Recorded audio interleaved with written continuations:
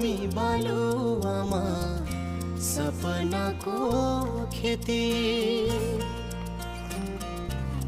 हो। मरुभूमि बालुवामा सपनाको खेती सिँचाइ हुँदै बगेको छ पसिनाको नदी।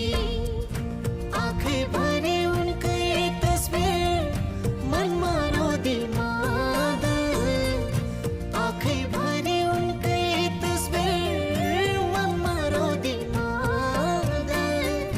बाहिर पोल्ने चर्को घाम छ भित्र कालो बादल।